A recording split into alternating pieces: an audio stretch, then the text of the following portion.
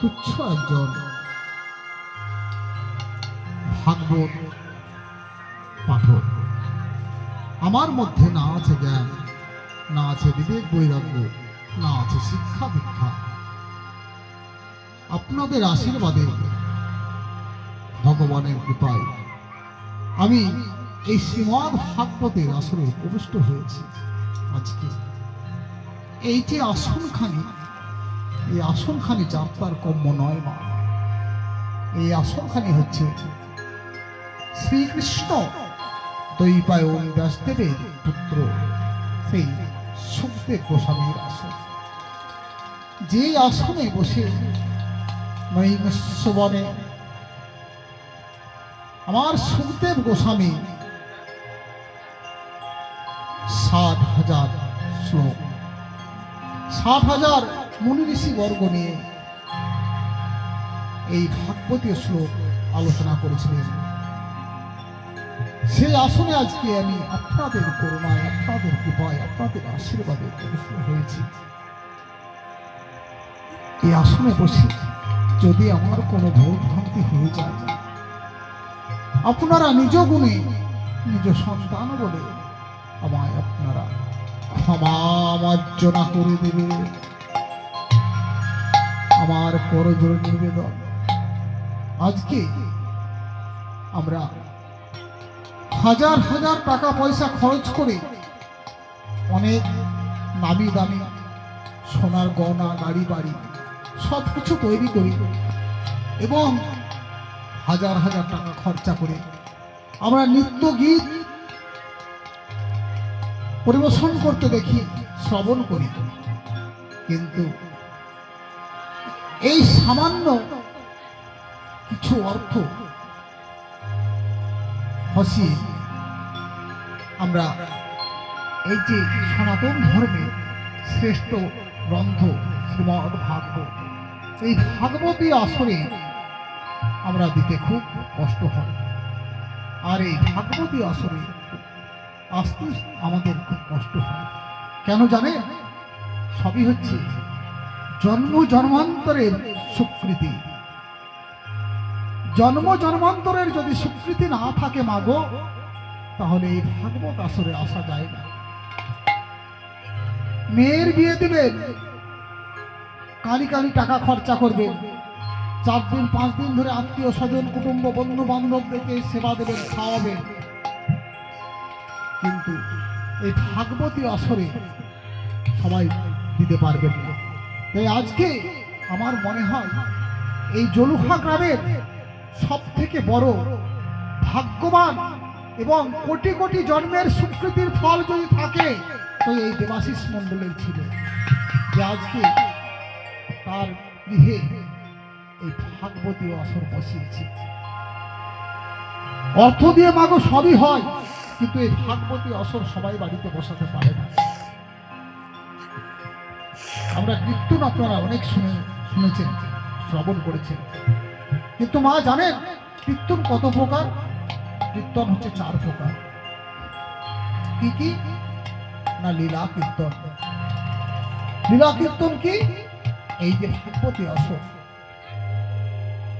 40খানা গ্রন্থ, 18খানা পুরাণ, 4খানা বেদ, 6খানা দর্শন, 12খানা উপনিষদ মিশ্রণ করে যে একটা গ্রন্থ করা হয়েছে তার নাম হচ্ছে শ্রীমদ্ ভাগবত। এই শ্রীমদ্ ভাগবত হচ্ছে লীলা কীর্তন, যা সর্বোপরি সবারই শ্রেষ্ঠ। এই ভাগবত আসলে উল্টো পাল্টো কথা বলা যায় না, যেগুলো বলা যায় সবই শাস্ত্রের কথা। এই ভাগবতীয় কথা সবাই শ্রবণ করতে পারে না। আমরা একটা কথা হয়তো শুনে থাকবেন অনেক কীর্তনে, বলে আজও সে বৃন্দাবনে মধুর বাঁচি বাঁশি বাজে না। আবার কি বলছে? যার বাজে তার প্রাণে বাজে, বাজে কানে বাজে না। কথাটা শুনেছেন? তাই বৃন্দাবনে আজও মধুর বংশধ্বনি হয়, কিন্তু সবাই কি শুনতে পায় মা? পায় না। যার শোনার মতো কান আছে, দক্ষতা আছে, সেই শুনতে পায়। তাই এই ভাগবত আসরে সবাই উপস্থিত হতে পারে না। যার কোটি কোটি জন্মের স্বীকৃতির ফল আছে, তারাই এই ভাগবতী আসরে উপস্থিত হতে পারে। তারাই গৃহে ভাগবত দিতে পারে। তারপরে হচ্ছে দ্বিতীয় সংকীর্তন, যেটা পাড়ায় পাড়ায় গ্রামে গ্রামে হয়। মহানাম হরে কৃষ্ণ কৃষ্ণ কৃষ্ণ হরে হরে, হরে রাম রাম রাম হরে হরে। দ্বিতীয় হচ্ছে সংকীর্তন মহানাম। তারপর তৃতীয় হচ্ছে কি না মালা জপ। যে মালা জপ করলে শুধু আপনার হবে, আর কারো হবে না। হবে মা, মালা জপ তো মনে মনে করতে হয়। তাহলে এই যে ভাগবতী আসর বসেছে, এখানে পশু পাখি গাছপালা মানুষ পশু সকলেই শুনতে পাচ্ছে, যার কর্মে যাচ্ছে সেই কিন্তু মাকে উদ্ধার হয়ে যাবে। এই ভাগবত হচ্ছে অমৃত কথা। তাহলে 3 নম্বরে কি মালা জপ। হয়তো আপনি নিজেকে উদ্ধার করতে পারবেন, কিন্তু আর অন্য কাউকে উদ্ধার করতে পারবেন না। চতুর্থ হচ্ছে কি পদাবলী। যে পদাবলী কীর্তন আপনারা যেটা শোনেন, পদাবলী কীর্তন, ওই যে আমরা কাঁড়ি কাঁড়ি টাকা দিয়ে নিয়ে আসছি, বিজয় শঙ্কর, সমেন ভরচাজ, আরো অনেক বড় বড় কীর্তনিয়া নিয়ে আসছি।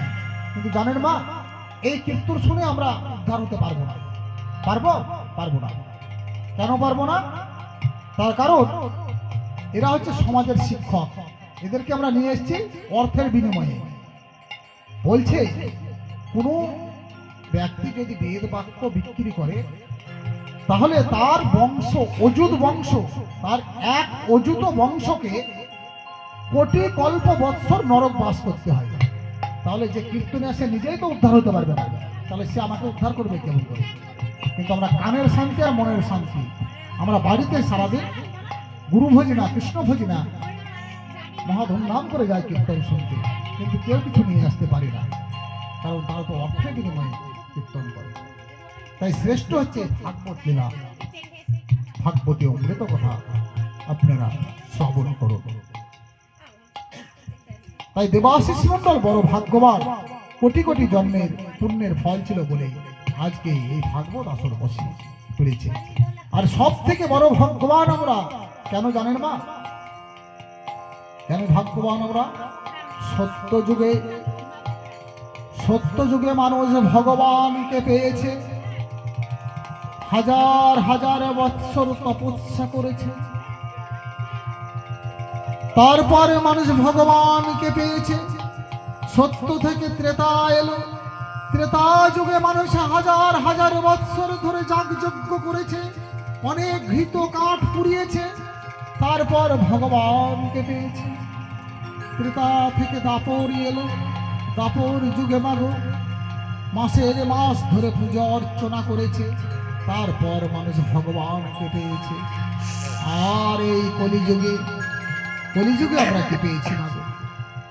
সত্য ত্রেতা দাপর কলি, এই কলি যুগে আমরা এত বড় ভাগ্যবান যে আমরা এই পুণ্যভূমি ভারত ভূমির মাটিতে আমরা জন্মগ্রহণ করেছি। কারণ ভারত হচ্ছে আমার জগৎ শ্রেষ্ঠ, এই ভারত ভূমির মাটি হচ্ছে পুণ্যভূমি মাটি। ভারত আমার ভারত বর্ষ, স্বদেশ আমার স্বপ্ন গো, তোমাতে আমরা লোভিয়া জনম, ধন্য হয়েছি ধন্য গো। ভারত আমার ভারত বর্ষ, স্বদেশ আমার স্বপ্ন গো, তোমাতে আমরা লোভিয়া জনম, ধন্য হয়েছি ধন্য গো, ধন্য হয়েছি ধন্য গো।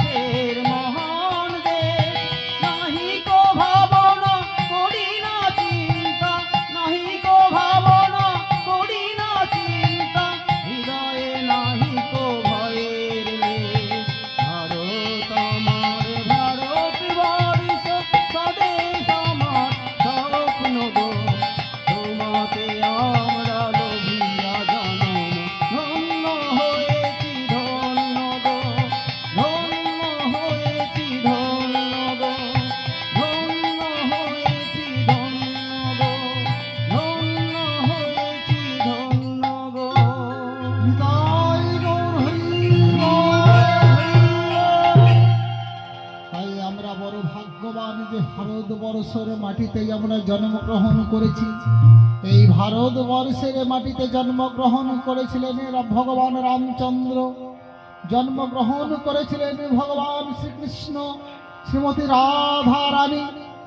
কলিযুগে জন্মগ্রহণ করেছেন ভগবান শ্রীকৃষ্ণ, গৌরাঙ্গ মহাপ্রভু রূপে নদিয়ার মাটিতে। তারাও বড় ভাগ্যবান, আর তার চাইতে বড় ভাগ্যবান হলো এই জলুখার মাটিতে বসে যারা দেবাশিস মণ্ডলের বাড়িতে আজকে ভাগবতে অমৃত কথা শ্রবণ করছে। তাই গৌর হরি তাই আমরা বড় ভাগ্যবান। তাই আজকে আমরা এই ভাগবতী আসরে উপবিষ্ট হতে পেরেছি। তাই কোনো ভাগবতীয় কথা বলতে গিয়ে যদি ভুল ত্রুটি হয়ে যায়, আমি সকল ভক্তবৃন্দের কাছে ক্ষমা প্রার্থী।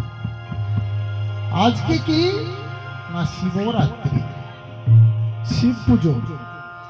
এই বাবা ভোলা মহেশ্বরের কথা দু একটা না বললে নয়। তা বাবা ভোলা মহেশ্বর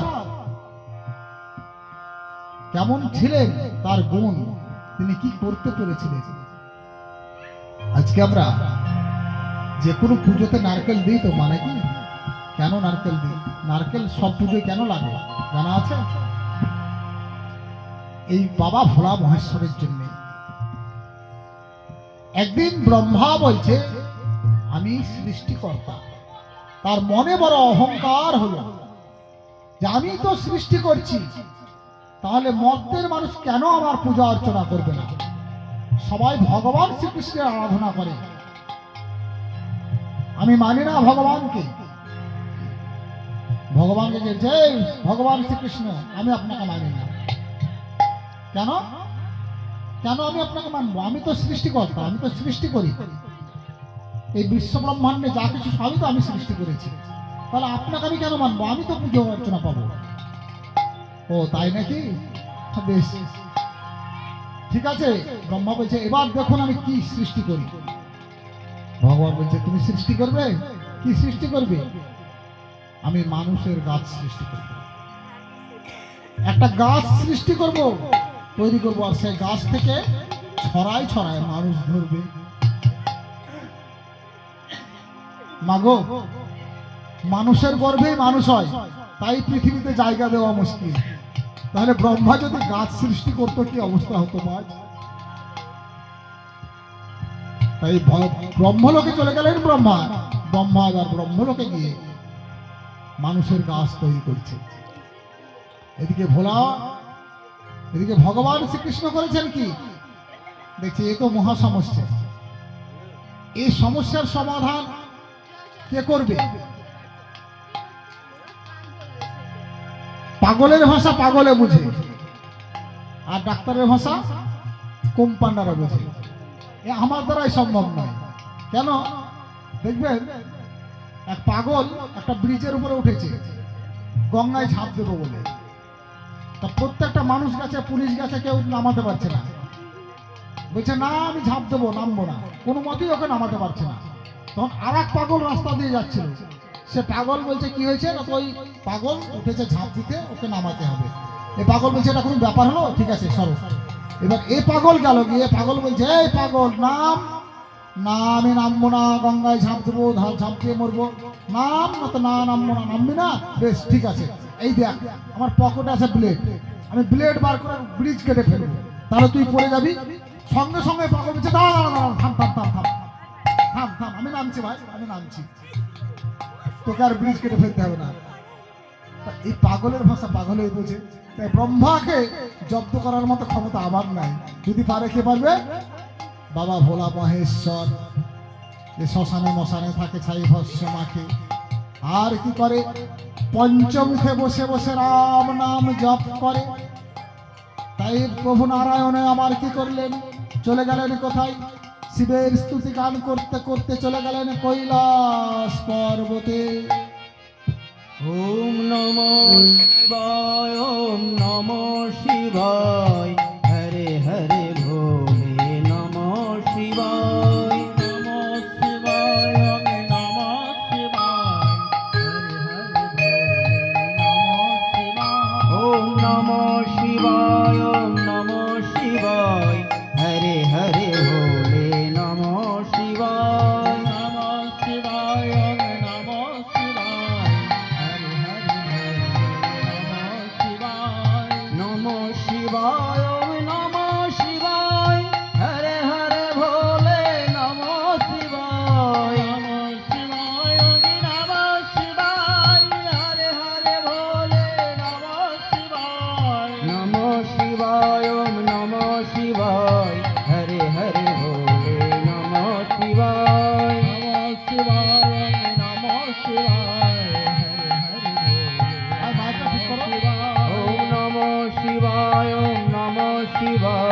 হরে হরে ভোলে নমঃ শিবায় নমঃ শিবায় নমঃ শিবায়।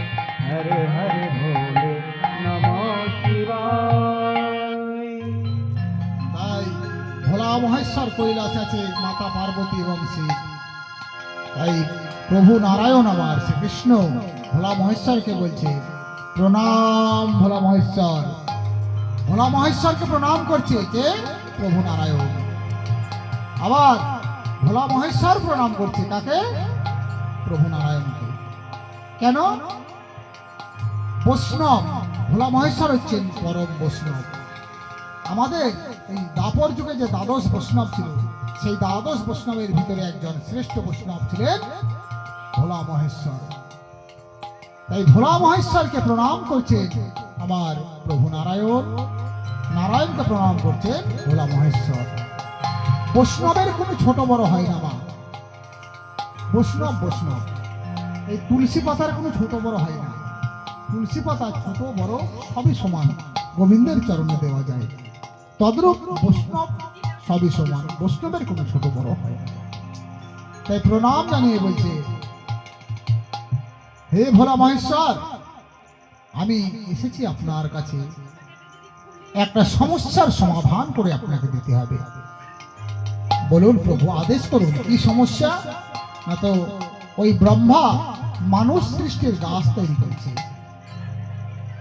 যার তাকে গিয়ে থামান, সে যেন মানুষ তৈরি করতে না পারে। এবার ভোলা মহেশ্বর চলে গেলেন। কোথায় যাচ্ছেন? ব্রহ্মলোকে। বম বম ভোলে বম, বম বম ভোলে বম, বম বম ভোলে বম। ভোলে বাবা আমার চলে গেল ব্রহ্মলোকে। ব্রহ্মলোকে গিয়ে দেখছেন ব্রহ্মা সুন্দর একটি মাটি দিয়ে গাছ তৈরি করেছে। এবার শিব বলছে হে ব্রহ্মদেব, আপনি এটা কি করছেন? ব্রহ্মা বলছে আমি এটা মানুষ তৈরির গাছ, মানুষ তৈরি হবে সেই গাছ আমি সৃষ্টি করছি। এই গাছ থেকে ছড়ায় ছড়ায় মানুষ ধরবে। আবার ভোলা মহেশ্বর বলছে কি বললেন? কি ধরবে? মানুষ ধরবে। মানুষের গাছ তৈরি করছে। আবার বলছে ভোলা মহেশ্বর হে ব্রহ্মদেব কি ধরবে? মানুষ ধরবে। আবার যখন ভোলা মহেশ্বর বলছে কি ধরবে, এবার ব্রহ্মা রেগে গিয়ে বলছে তোর মাথা ধরবে। কি হলো বাবা? সেই শিবের মাথা। আজকে নারকেলের গাছ, সেই ছড়াই ছড়াই নারকেল। তাই নারকেল শিবের একটি মাথা, সর্বপুজোতেই লাগে। কোনো পুজো ছাড়া, কোনো নারকেল ছাড়া কোনো পুজো সম্পন্ন হয় না, অসম্পূর্ণ থেকে যায়। বলেন নিতাই গৌর হরি বল, জয় শিব শম্ভু। তাই আজকে আমরা শুনবো এই শিব পার্বতীরই একটা ছোট্ট কাহানি, ভাগবত লীলা, ভক্ত লীলা, এক দুঃখিনী মায়ের করুণ কাহানি। দুর্গাপুজো তো অনেকেই করেন মা। দুর্গাপুজোতে কেন আমরা চাল কুমড়ো বলি দিই? চাল কুমড়োর জন্ম কোথা থেকে হলো একটু আমরা বিস্তারিত জানবো, আলোচনা করব। তাই আমরা চলে যাব কোথায়? এই ভাগবতী আসরে আমরা চলে যাব আস্তে আস্তে রাধারানীর নাম নিয়ে চলে যাব। কোথায়? বৃন্দাবনে। বলো রাধে রাধে রাধে রাধে। তাই রাধারানীর গুণকীর্তন করতে করতে আমরা সবাই মিলে চলে যাই বলো বৃন্দাবনে। রাধে রাধে বলো মন, কবে যাব বৃন্দাবন। রাধে রাধে বলো মন, কবে যাব বৃন্দাবন। রাধে রাধে বলো মন, কবে যাব বৃন্দাবন।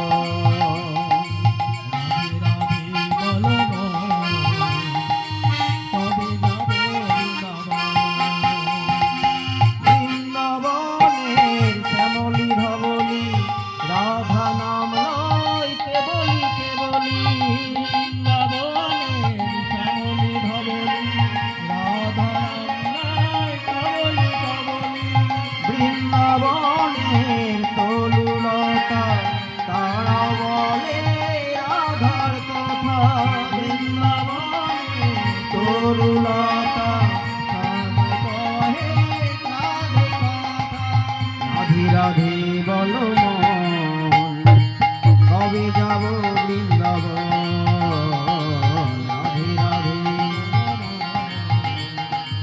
কবে যাব রাধে রাধে রাধে রাধে বলো সকলে মনের সাধে